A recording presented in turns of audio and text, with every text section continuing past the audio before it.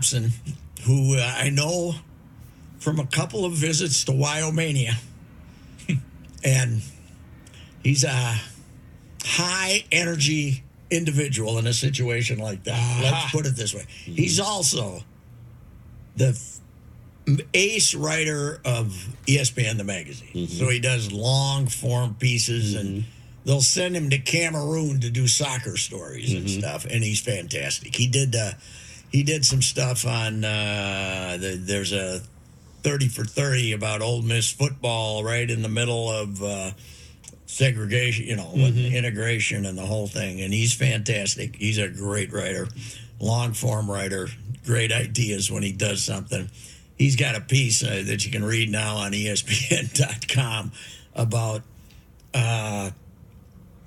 first he starts off early in the morning out there behind the brick wall at Wrigley when people are writing messages. Then actually he calls the day before. He calls his theme is kind of who died. Right? Is this post the victory he wrote this? Well, he's cranked it during the day and updated it afterwards. He ends up at 4 o'clock in the morning on a Chicago Tribune delivery truck with the papers as people are waving them down and trying to buy papers off the truck. So he put in the full day.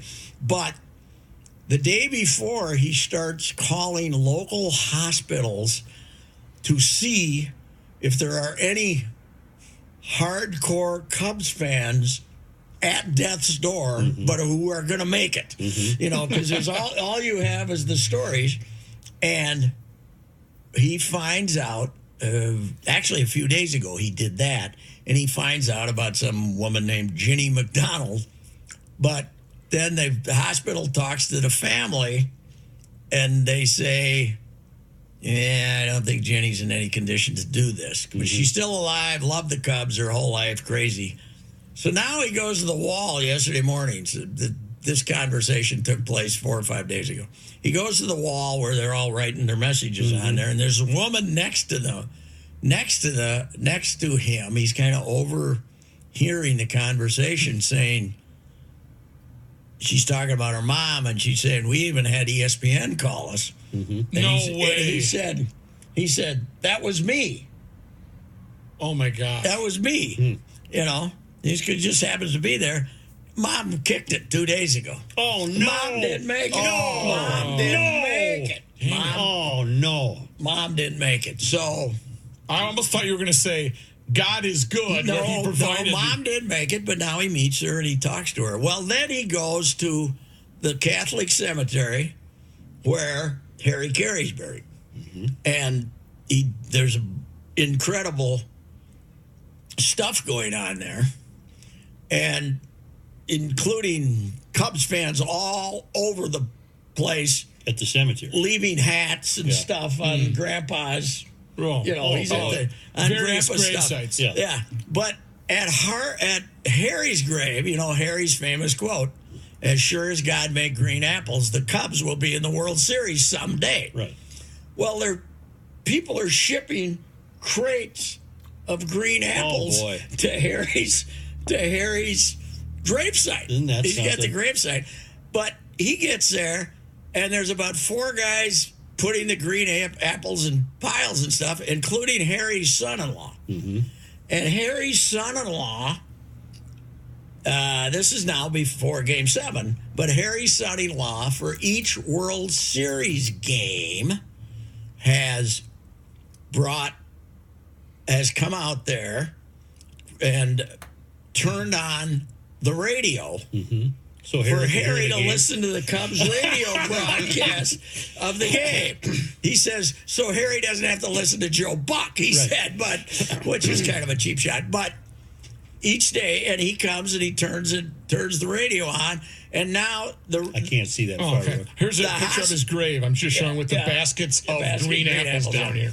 Where's the grave? Where is the cemetery at? I'm not sure. But the cemetery closes at 5. Okay. So he comes out, turns on. So now, if you're outside the gates, all you hear is the radio semi-blaring the Cubs broadcast. Isn't that great? In a quiet thing. Anyway, Thompson did all this stuff. You know who I missed reading the last month? Who would have been best? Royko. Oh, God, yes. Oh, I just. it would have been wonderful. But he was a White Sox fan, right? Oh, no. Or was he a Cubs fan? No, he Cubs lamented fan. the Cubs' futility. Okay, oh, yeah. He celebrated the Cubs' futility. I think so, yeah. But he would have been wonderful to read the last month. Oh, God, you're right. I did tell. Yeah, Billy Gleason, my friend Billy Gleason was a White Sox fan. That's right. But I did tell Mackie and Judd today, this whole Cubs curse thing. Mm-hmm. You know why they were cursed? They were horse poop. They weren't any good. They were, occasionally they had a mishap. Yeah. About every 12 or 13 years. Right. But most of the time, they stunk. Yeah, you're right. That's why they were cursed. Remember when they went That's through like saying the Washington Senators of Clark Griffith were jinxed. cursed. No, they weren't. They were just lousy. They were 58 and 102 every year, He's buried in All Saints Cemetery in Des Plaines. The Plains. Which is interesting I because know where that he's is. more of a St. Louis guy, but his fame was Chicago, I Right. guess. So, but yeah, it's great ideas by him and Ray Thompson. I recommend reading the piece if you want to really see When a is the different parade? sort of look tomorrow. Right down Michigan Avenue, you think? I would guess you got to go down Michigan Avenue. Are you leaving to go take Gramps to the parade too, or are you? No, Gramps is on his own for the parade. I wonder This is your what third the grandpa, right? the White Sox in 2005 won a World Series for Chicago for the first time since 1917. Mm-hmm. I wonder how many people they had at the parade. There was no hoopla, though, was there? 15,000? I don't know. Maybe Seven? they just did it around the ballpark. How about like, during the parade, you get, who did Ferris Bueller? Matthew Broderick? Yes. No? You get him on a float with his Ferris Bueller suit on singing Dankeschön. Oh, yes. Wouldn't that be wonderful? Yes, right. Listen, There's going to be 9 trillion Oh, people. yeah. I went on a on- Friday? Oh, my God. I'll look up the weather. I went on questions today. The more I think about it with Phil and Judd, the more I think about it, the more upset I get that they didn't let Rick Vaughn walk out before the game. Only baseball would have this opportunity Oh my gosh! for a moment that the young audience they're trying to reach would, even if they didn't know what was going on, would celebrate. Only baseball would be afraid that some female columnist is going to write she was offended.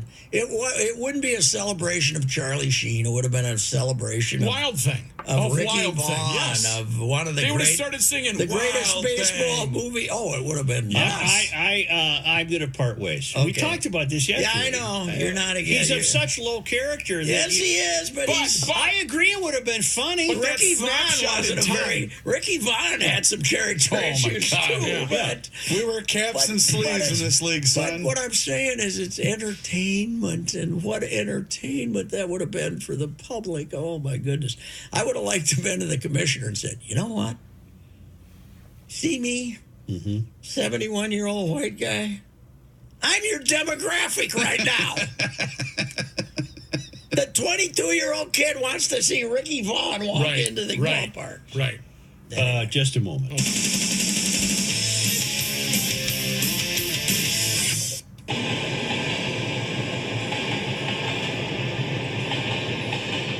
I got a cubby chubby, cause we're looking good. Cubby chubby, yes, I'm talking wood. Clark and Addison, Sheffield and more.